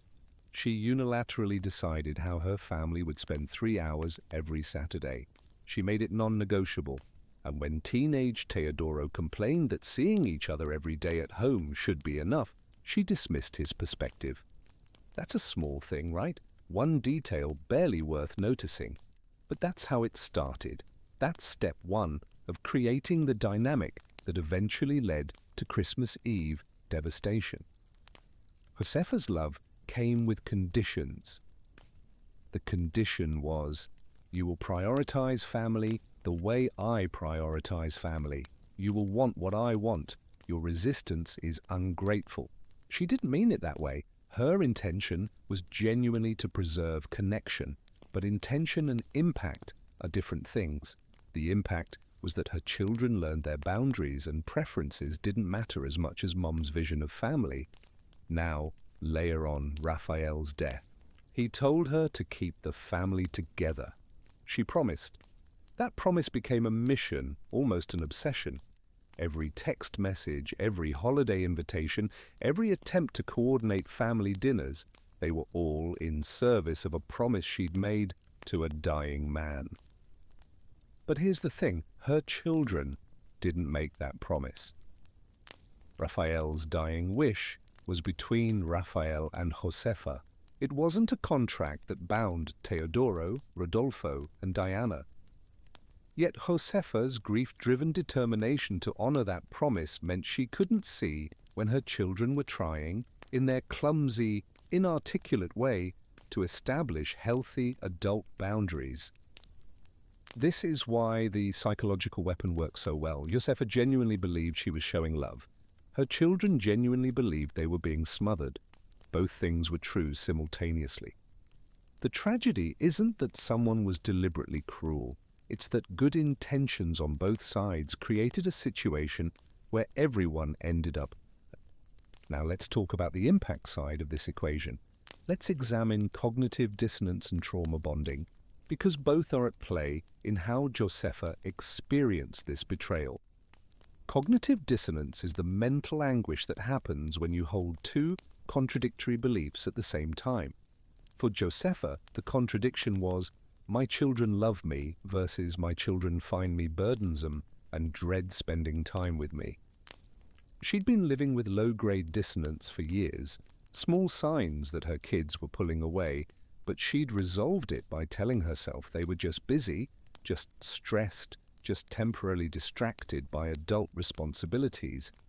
Finding the Sibs-only chat shattered that comfortable lie.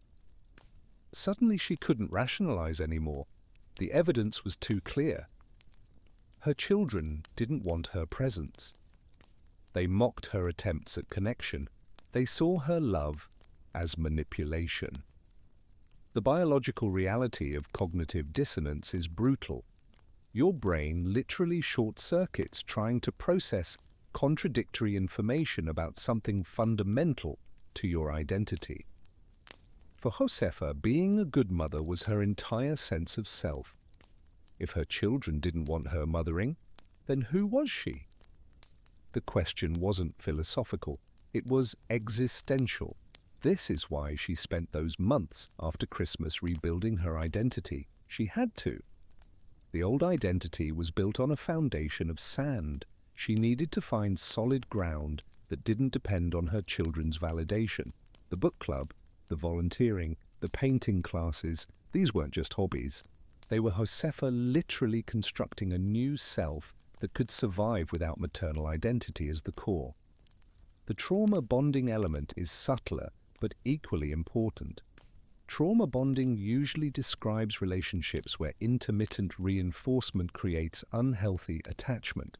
You get just enough positive response to keep hoping, to keep trying, but never enough to feel secure. Sound familiar?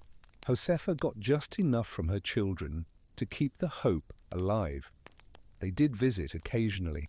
They did respond to messages sometimes. They did say, I love you, in their perfunctory way.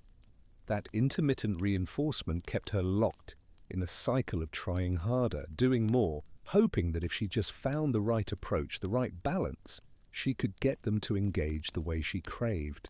This is why walking away was so incredibly difficult. It wasn't just sadness at losing her children. It was breaking an addiction to intermittent reinforcement. Her brain had been trained to get dopamine hits from any crumb of attention her children offered. Going cold turkey, cutting herself off from even the possibility of those hits, required genuine psychological strength most people don't appreciate. Remember that scene where Teodoro called and she declined the call? Then he called again and she declined again. Every time she hit that decline button, she was fighting biological urges. Her body was screaming at her to answer, to fix things, to return to the familiar pattern, even though the familiar pattern was destroying her. That's not weakness, that's addiction neurochemistry. And she fought through it. Let me tie these two concepts together. When you combine parentification backlash with cognitive dissonance and trauma bonding, you don't get a relationship, you get a hostage situation. Josefa was held hostage by her own love, unable to leave because maternal identity was too fundamental to abandon, unable to stay because the cost to her dignity and mental health was unbearable. Her children were also hostages in their own way. Hostage to guilt about not wanting what they were supposed to want. Hostage to the narrative that they were ungrateful for resenting a mother who only loved them, hostage to their own inability to articulate boundaries without feeling like monsters. Nobody was free. Everyone was trapped in a dynamic that served no one. That's the machinery underneath this story. Now let's look at the evidence, the red flags that predicted this exact ending years before it happened.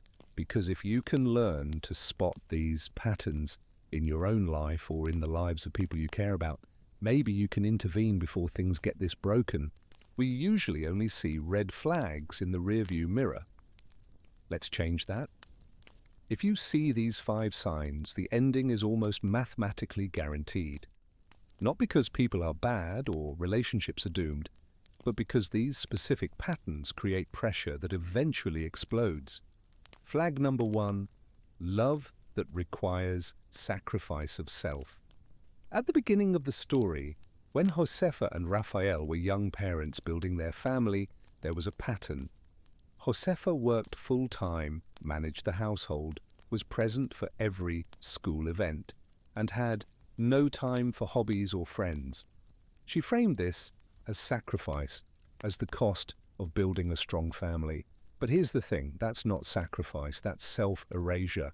Sacrifice is giving up something you want for something you want more. Self-erasure is eliminating your own needs entirely, pretending they don't exist, training yourself not to want anything beyond what you can give to others. Young Josefa didn't think, I wish I had time for hobbies, but my children are more important. She thought, I don't need hobbies because my children are enough. Do you see the difference? One maintains the self while choosing to prioritize others. The other eliminates the self entirely. This looked romantic at first. This looked like pure maternal devotion. But it was actually the first domino falling. Because children who grow up watching a parent erase themselves learn 2 things. First, that their needs are more important than anyone else's. Second, that healthy people with boundaries are somehow selfish or wrong. Teodoro, Rodolfo, and Diana learned from birth that Mom had no life outside of them. So when they grew up and started building lives outside of her, they couldn't conceive that she'd need to do the same. They expected her to remain the selfless vessel of support she'd always been, while they went out and became whole people with interests and boundaries and lives. The test to distinguish healthy sacrifice from self-erasure is simple. Can you articulate what you're giving up and feel grief about it while still choosing to give it up? If yes, healthy sacrifice. If you've convinced yourself you don't want anything for yourself, that's self-erasure. And self-erasure always leads to resentment.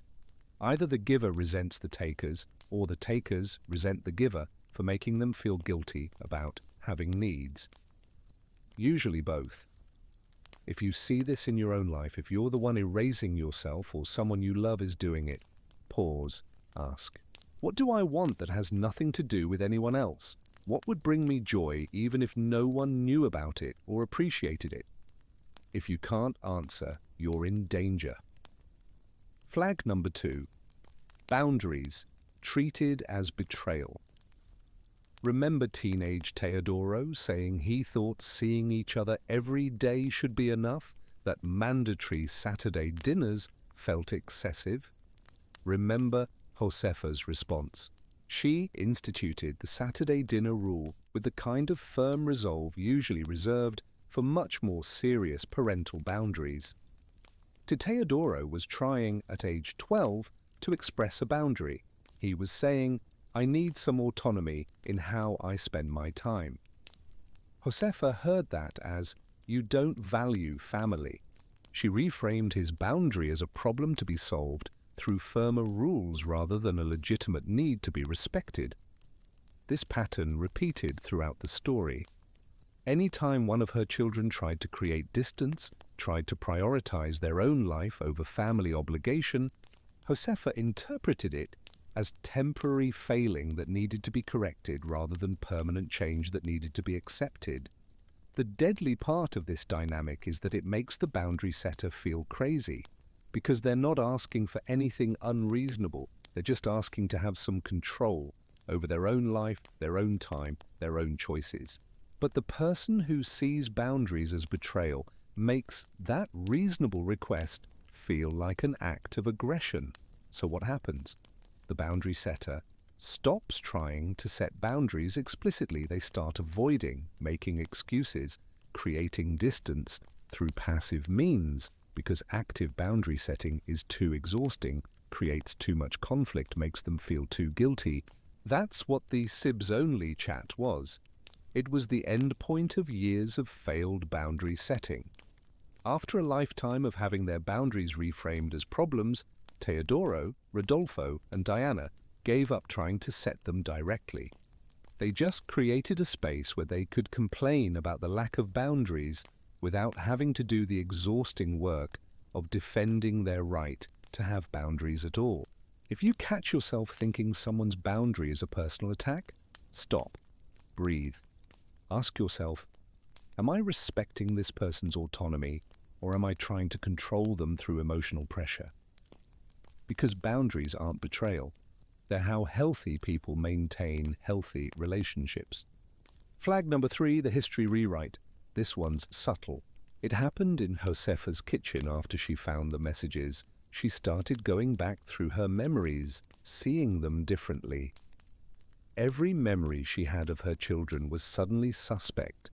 Every holiday gathering, every phone call, every visit over the past 6 years.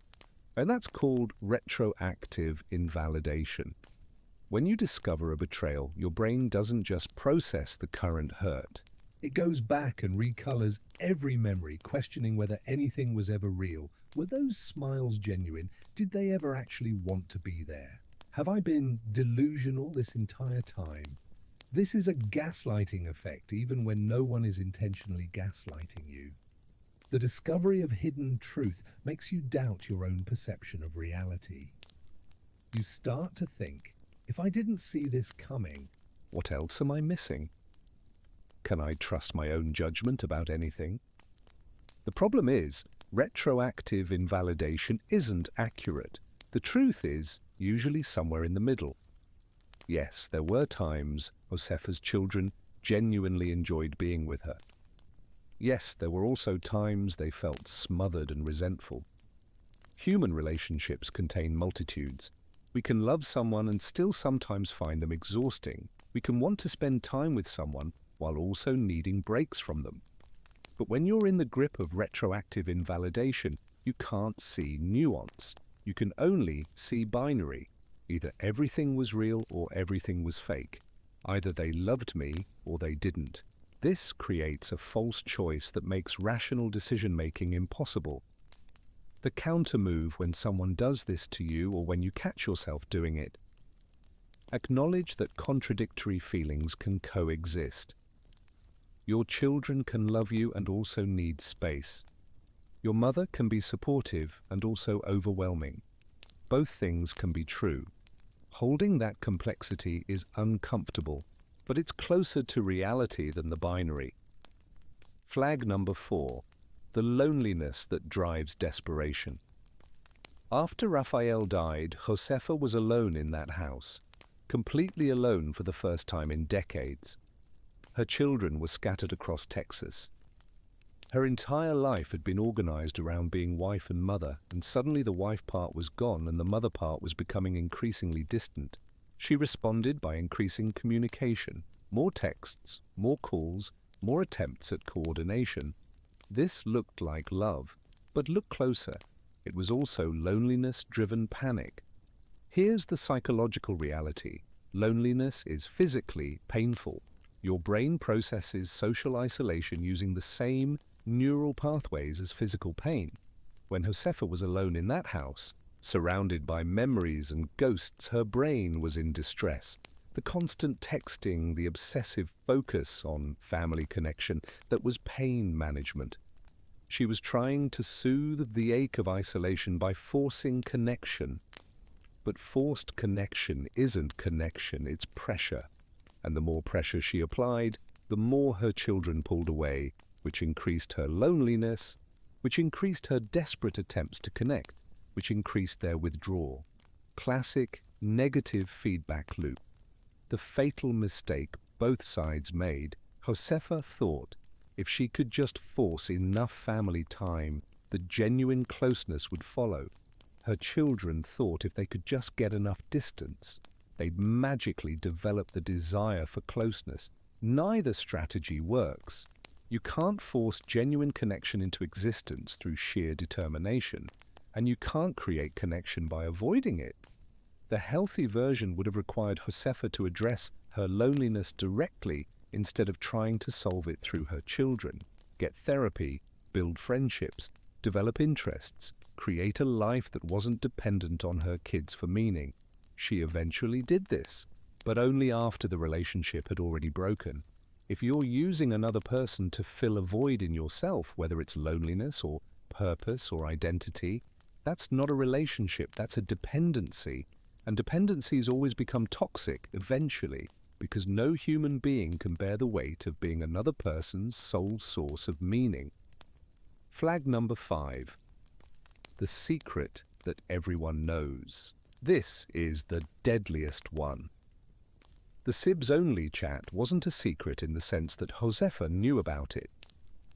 Obviously she didn't until she did. But it was a secret in the sense that everyone knew the family dynamic was broken, and no one would say it out loud. Josefa knew her children were distant. Her children knew their mother was lonely and hurt. Everyone knew they were all pretending everything was fine when nothing was fine. But saying it out loud would have required confrontation, and confrontation is uncomfortable, so everyone just maintained the fiction. This is what therapists call the identified secret. Everyone in the system knows the truth, but the system depends on no one naming it. The moment someone breaks the silence, the whole structure collapses. That's what Josefa's Christmas Eve text did. She named the thing everyone had been carefully avoiding naming, and the family exploded. Here's why this is so dangerous. When you have an identified secret, all your energy goes into maintaining the secret rather than solving the problem. Josefa spent years managing her hurt feelings, convincing herself things were fine, making excuses for her children's behavior. Her children spent years avoiding her, making excuses, feeling guilty, but not guilty enough to change. All that energy could have gone into honest conversation, into setting explicit expectations and boundaries, into negotiating a relationship structure that actually worked for everyone instead of serving no one. But that would have required someone to say, "This isn't working." And when the identified secret is, "This family is breaking," saying that out loud feels like causing the break rather than acknowledging it. The counter move is simple in theory, brutally difficult in practice. Name the thing. If you're in a family or relationship where everyone is pretending things are fine, but nothing is fine, you have to be the one willing to say, "We need to talk about what's really happening here." You'll be uncomfortable, other people will be defensive, but secrets metastasize in silence. Naming them is the only way to stop the spread, so there you have it. 5 red flags that predicted this exact ending. Love that requires self-erasure. Boundaries treated as betrayal, the history rewrite. Loneliness-driven desperation, the identified secret. Each one creates pressure. Together, they create a bomb. Now you must decide. You have the facts, you have the motive, you have the evidence.